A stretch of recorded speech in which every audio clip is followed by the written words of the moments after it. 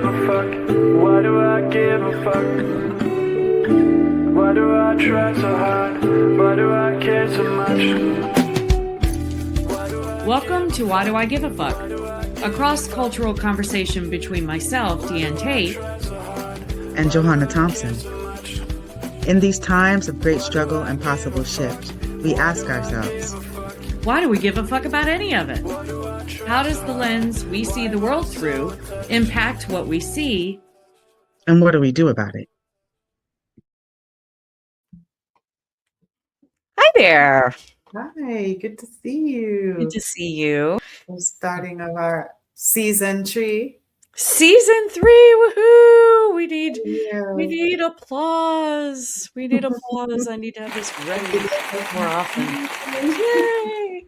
Right. Season 3. We want to say thank you to all of our viewers that joined us on the live last week. We did a live to celebrate our 2nd anniversary, and it was fun to have folks come into the chat and let us know where they were viewing us from, and it was a good experience. It's a little intense because we're used to recording, and got a little more leeway, and but hopefully the people that tuned in found it enjoyable. And if you didn't get a chance to join us, you can always watch it on the replay. So you can go to our YouTube channel, look under the live header, and you can see our 2-year anniversary live stream. 2 years. Yeah. Y'all have been riding with us strong. So thank you for all of our listeners and all of the people that are tuning in, and it's growing. And I love to see that across the globe. It's really fun. I know. Me too. And that being said, I have some things I want to talk about today. So Jay has something she's giving a F about today. What is that, pray tell? Well, you wanted to share how we came to this conversation? Well, we came to this conversation because you sent me a video. You sent me a YouTube link to an episode of the Don Lemon Show. And he had a guest on. His name is Pastor Cody Deese from outside of Atlanta, Georgia. And they were having a really robust conversation about Christian nationalism being on the rise and what that was. And I thought it was really interesting. But I would love to hear from you, like how you got the video and what was your process? Well, thank you to our listeners, hearing the way that we are in communication. And I'm just going to be completely transparent. My mother always is like listening to what we're talking about other people, but always the support of mom. So I really love it. We love it. Sent me this video of Don Lemon having this conversation about like Christian nationalism and religious fundamentalism.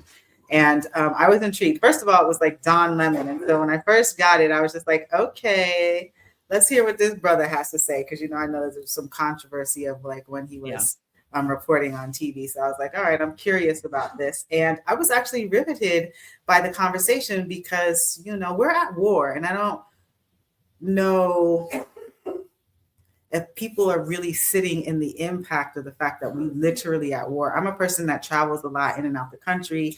My daughter works for the airlines. And so I'm hearing what's happening at the airports, not only about our TSA community members who are like fighting for their value and making sure that they have all of the resources that they need to do a really important job of keeping us all safe, whoever, U.S. citizens and international people who are coming in.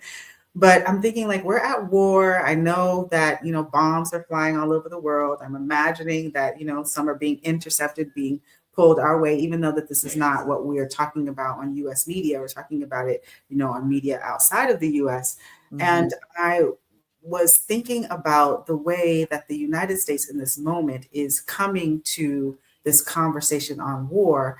And we traditionally hold a narrative that it is okay for us to maintain manifest destiny. Manifest destiny is the way that the United States came into its development 250 years ago. And we are on this 250-year anniversary talking about the creation of the United States. And so this conversation and thinking about the 250th anniversary and how there was a lot of the work of what our forefathers was doing was to separate this idea of church and state. And that is because how folks from other countries came here. We know that the indigenous folks were here in the practice of the faith base that they understand.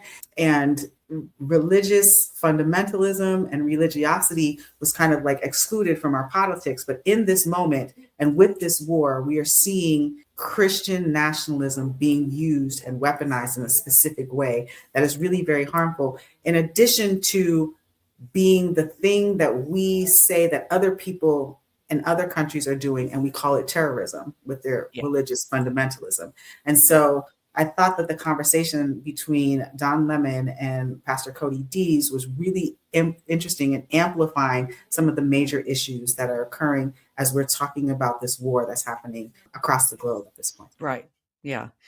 Yeah. So I think we've touched on Christian nationalism and how it's impacting and how it's showing up, especially in the US, and on other episodes, it's come in a couple of different times, because I feel like, it's especially right now being highly, highly weaponized to explain and to justify the attacks that we have been perpetrating, the US and Israel specifically, on Iran.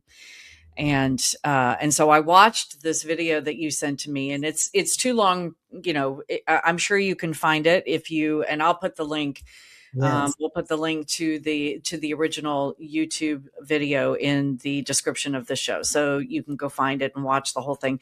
Really is a really very interesting conversation, good conversation about how Christian nationalism weaves into how it's manifesting in the US, how it's being used to justify these aggressions in other places, and how ironically paradoxical it is that we're justifying attacks on Iran because we're saying that there are religious zealots, and yet we are using religious zealotism to, if that's a word, to do the very thing that we're accusing them of doing, and which I know that maybe quite a few people listening understand. Nothing is new, right? That's not a new concept, but it just, tactic. Yeah. It feels exacerbated, or exaggerated to a higher level right now. And so we thought, so there were a couple of segments of this show that we isolated because we thought they were really pivotal. And so I'll share the first one, and then maybe we can have a little discussion. It's just a couple of minutes, but and before you do, I think it's really important to talk about how folks are defining what Christian nationalism looks like in the US today. Right. And so the way that Pastor Deese is able to provide us with an explanation of the difference with what we're talking about. And this is what this clip offers to us. And I think it was done extremely well. Yeah. Okay. So let's start it, and we'll talk about it on the other side. Back on all of what you're saying this morning, and you have been absolutely on it. What this is Christian nationalism. All right.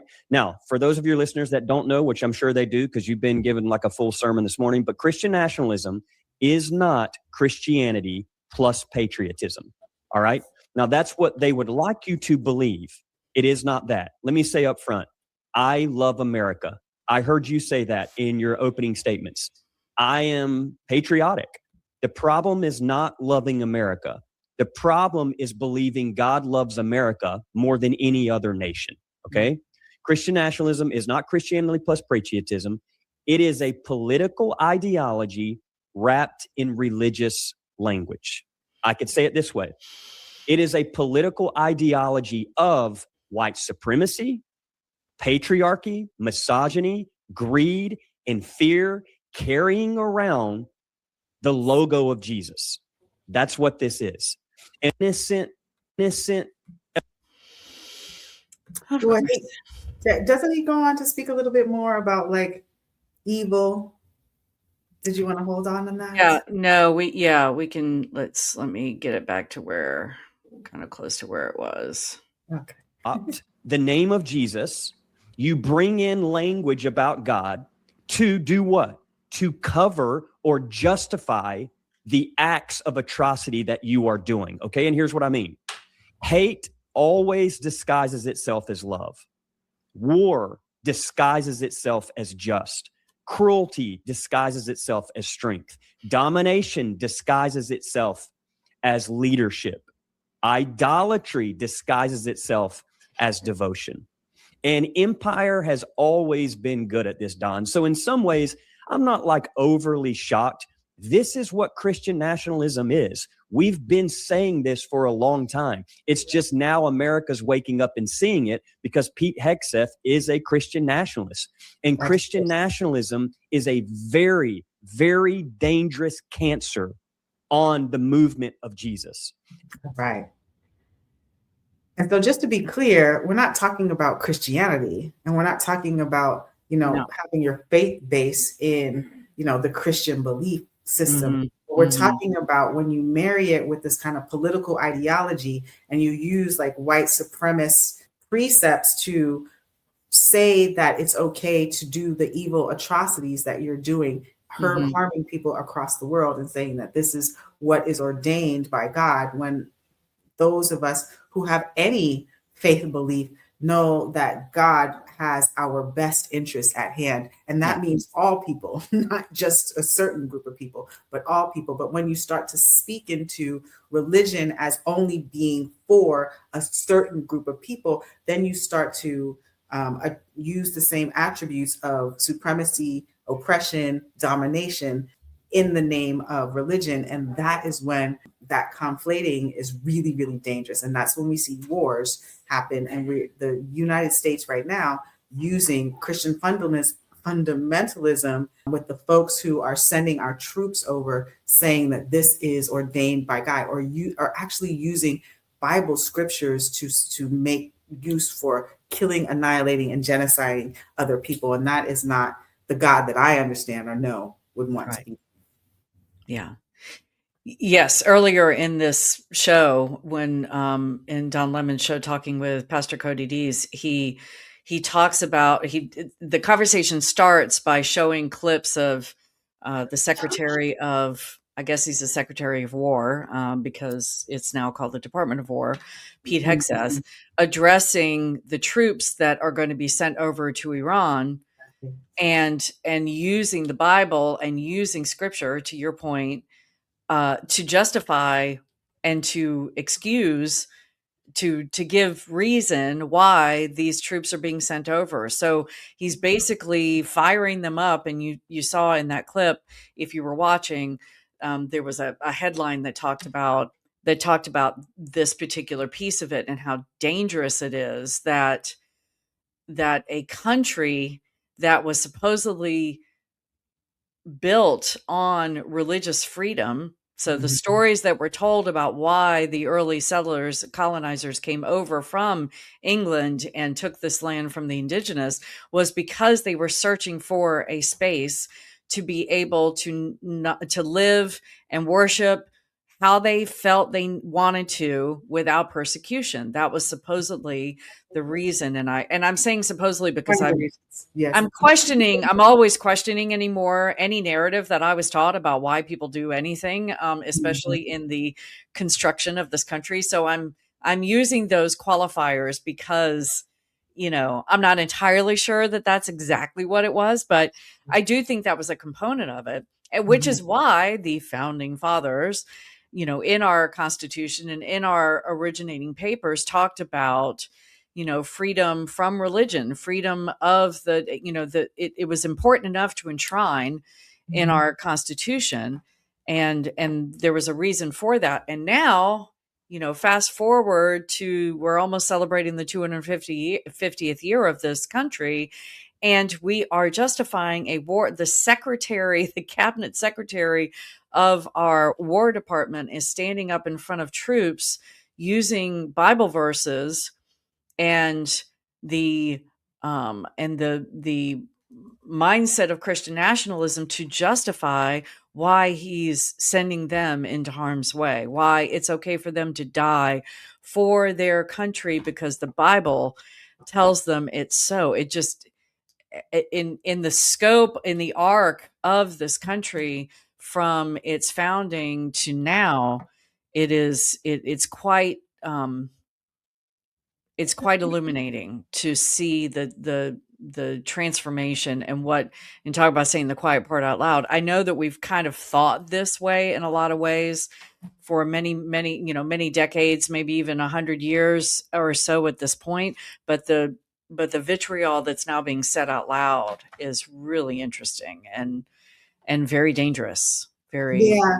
For dangerous. me, it reminds me, like, as a non-white person, of like kind of white hypocrisy. Mm. Thinking about, like, calling people from other countries with other faith-based terrorists because they Right. use their religious faith to motivate and ignite people into action for their own safety. And so to see the US utilizing these same tactics that they would typically call terrorist Same thing. tactics is absolutely ridiculous hypocrisy Yes. to me. Yes. It's also like a tactic of white supremacy that is absolutely disgusting to me. And it's also like where you sit in a lot of experiences I have. I was watching some show the other day and I was just like, it is fascinating to me to see different demonstrations of whiteness not being able to call the kettle and the pot. What's that saying goes?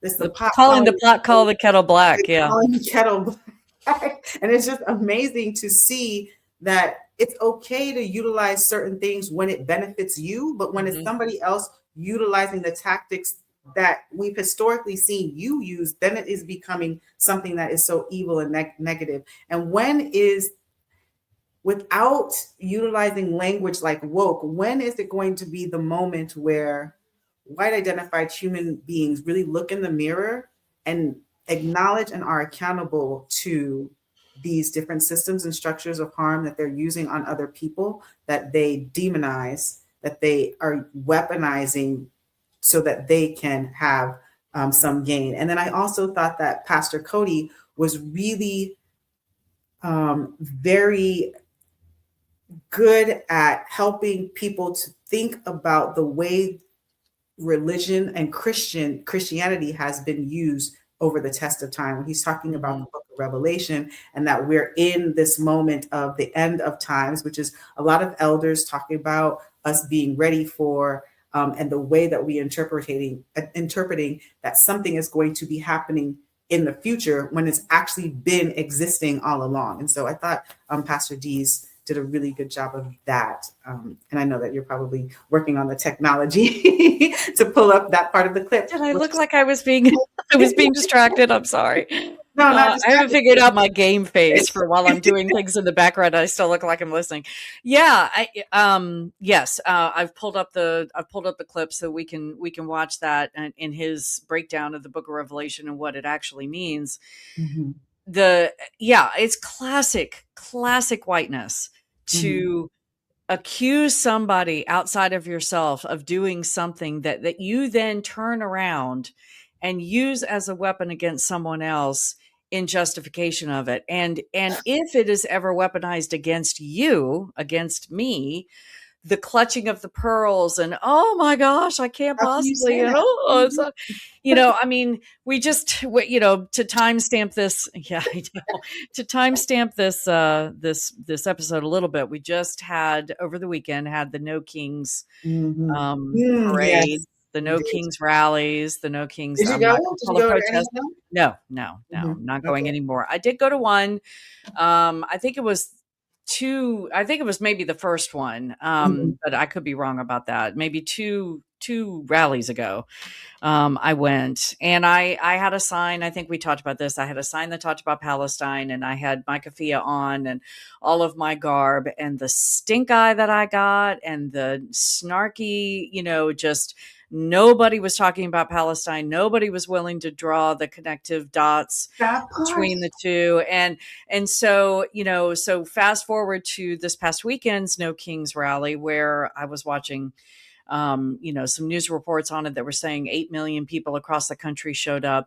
And my question is always, okay, so what are we doing now? It's like whiteness, because the majority of people that go to these rallies are white, which there's an argument to be said for that whiteness needs to we need to put ourselves in, we need to be the ones showing up. So I'm not necessarily, I'm not, drawing judgment on that point, But what I am drawing judgment on is the lack of, I had groups that I was a part of, members of groups that I was a part of, that were intentionally going to the No Kings rallies in the different towns around where I am to bring Palestine into the dialogue. They were almost protesting the rally because they wanted to be a presence for Palestine. And I was happy to hear that they got less pushback than it sounds like I got 2 Kings rallies ago. So maybe things are shifting a little,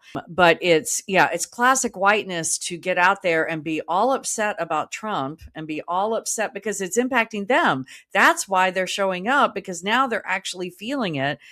Whiteness, we have such a thick barrier around us that we often don't feel, the consequences of things until it's like really, really, as Oprah said, it's the brick wall versus the 2x4 upside the head. So I'm happy to see that more people maybe are open and understanding the connectivity, and that Trump is just a manifestation of the original evil of this society, which is white supremacy.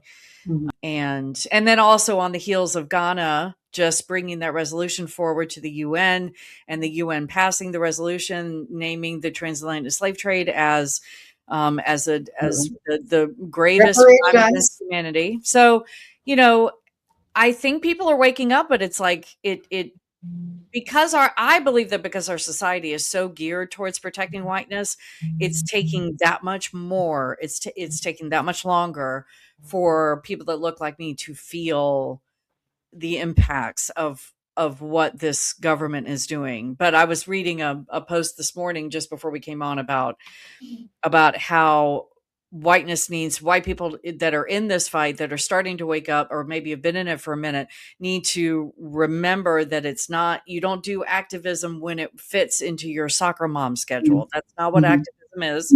These are not my words. These are the words of a Black woman. So I'm not claiming them.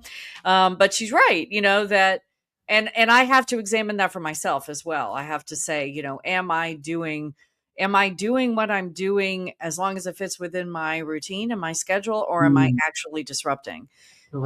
So disrupting my life and disrupting others around me. So, I would offer that in my relationship with you, and the reason why we're able to have these conversations is because I roll with people whose activism is a way of life. Yes, give yourself some balloons. I don't know why the balloons just showed up. That's right. Where those came from. So sorry.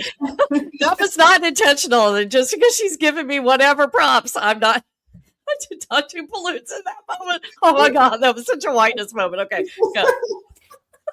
Even my white FaceTime is giving no. Disregard. That's all right.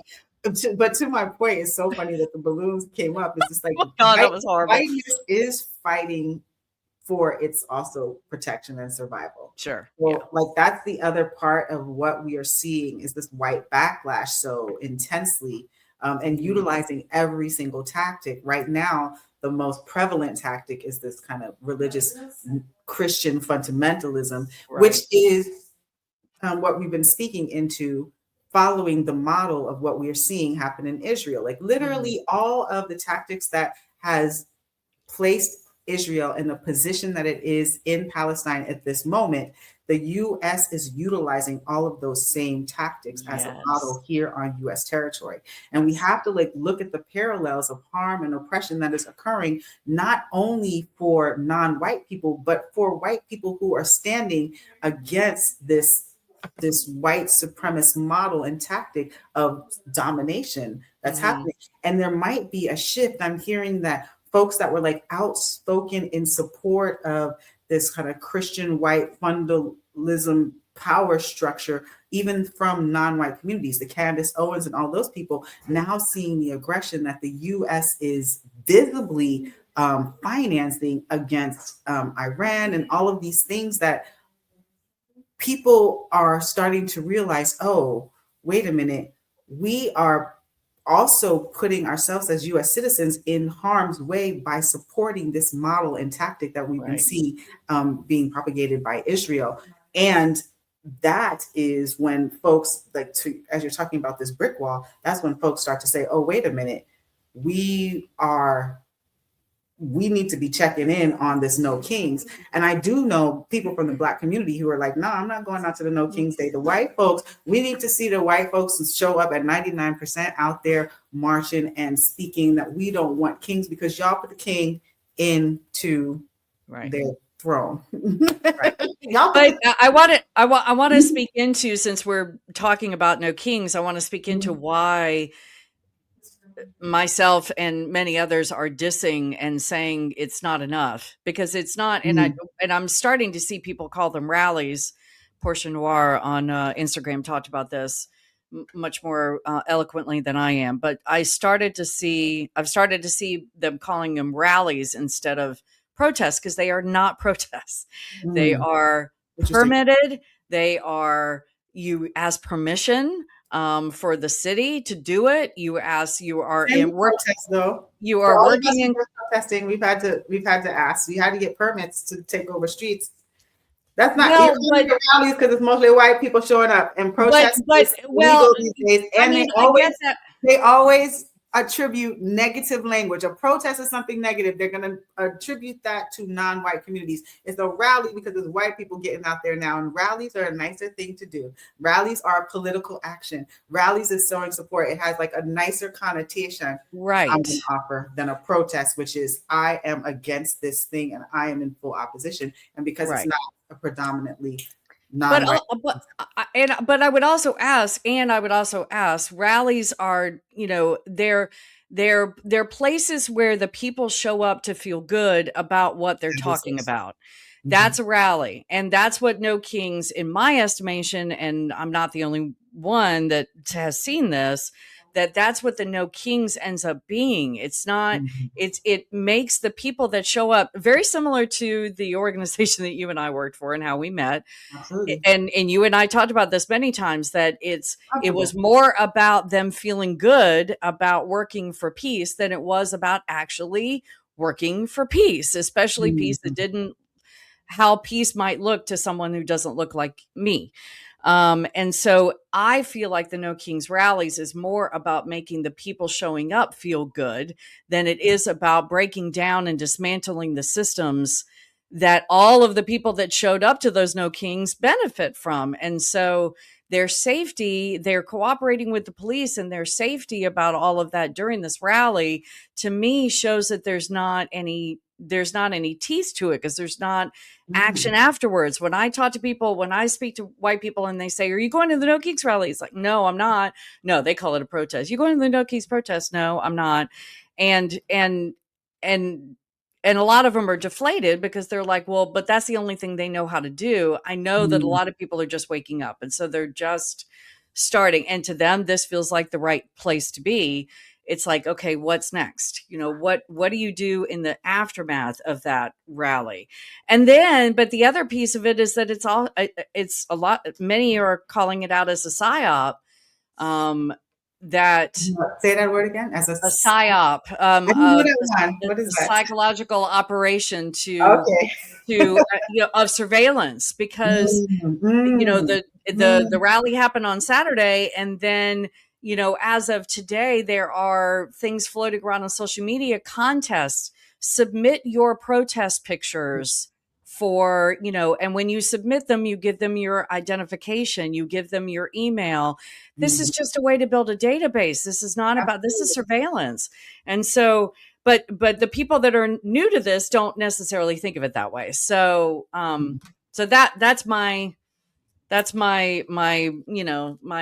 stink face on the No Kings thing, because it is a learning opportunity for people.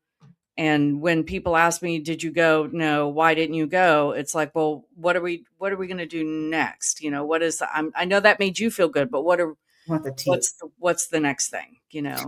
The thing that I do appreciate, if you said the number was 8 million people who came out across the nation. That's what I'm hearing. Across the country, across the country, across the globe. I just don't know. I was, in my house. I think it was predominantly US based, but I could be totally wrong about that. So, correct me if I am, but yeah. My point being, though, whatever the number is, I am happy to know, rally, protest, however, that people are getting out there and saying, and there's enough physical bodies that are sharing the same sentiment of what is happening presently is not okay. Right. And we are getting out here in our bodies to say that. It's the first step. As an organizer and an activist, what I believe, and a restorative practitioner, I believe that we need to have many pathways towards the same goal. Right. And so one of the pathways is to have the physical bodies out there. And in the United States, because the majority of the demographic in the United States, and people forget this because we highlight specific groups of people with certain narratives. And so it seems like there's so many more of them. But the reality of the situation is the largest demographic in the United States is still white identified people, however they are marking off on our census. It's still white identified people. And the more white identified bodies get out there and say, this is unacceptable to what we know and what we want and how we want to exist in the United States. That's the first one of the processes. And now it is also to be in, we know that there's 8 million plus people that don't like it the way that it is. So now it is to go into action, to organize ourselves together, to have conversations and develop actions in the same way that the folks that are in power right now have their Project 2025. It's the same way that we need to say 8 million of us say that we don't want this. What are the steps and the actions that we are going to take to make sure that we transform it, that we dismantle it, that we disrupt it, and that we rebuild something that is more inclusive and accommodating to a larger demographic of people, which is what the United States is made of. Yes, I agree. Period. All right, here we go, administration. We figured it out. Yeah. This is what we're doing. Yeah. All of those things are true. And it's the dismantling part that I think that a lot of us who might be new to this dialogue or starting to feel this pressure are having to learn more about and do a deeper dive on. What does dismantling look like? It can be very scary for a lot of people who, especially people who look like me, who are so used to being comfortable and so used to feeling safe that it's like, you know, when you say dismantle, it's kind of the pushback of what happened when the saying defund the police came about. Everybody panicked. Oh my God, you mean we're not going to have any police? That means crime will be rampant, you know? And it's like, no, we're talking about defunding the militarization of police and taking that money and putting it into mental health services and support services and, you know, things like that. How do we reimagine the policing structure, because it's inherently racist? And so so for a lot of people, when you talk about dismantling the systems, you know, empire is falling, it terrifies them on many levels. I'm sorry, but that is like, to go back full circle, that is the reason why we're having this rise in kind of like religiosity, because people are trying to identify what is their comfortability and what is their safety. And that's when we come back to this idea of faith, but using faith for comfort and safety and for community building, like, you know, creating, you know, a community of practice of love, not a community of practice of war and violence and aggression in the name of religion. That is dangerous. And that is what I don't want to participate in, any type of faith base that's going to be about harm, aggression, violence, and domination and oppression of people. That is not how I understand religious or faith-based belief and practice to be. I believe it's about more the teachings of Jesus, the teachings of Muhammad, the teachings of Buddha. How do we have this universal connectedness? How do we build each other? How do we do mutual aid? How do we increase the human vibration rather than breaking it down and being destructive? Yeah. From your lips. Well, I know we're going to be talking about this probably in the next few episodes because we have a lot more to unpack. But thank you for bringing this interview with Don Lemon and Pastor Cody Deese to my attention, and we will talk about more on coming episodes. So we'll see you then. I'm here for it. Yes, absolutely. Thanks for joining us. Until next time, as you move throughout your day, continue to ask yourself, why do I give a Why Do I Give a Fuck is produced in collaboration with Johanna and Diane. Music by Norwegian musician Water. See you next time.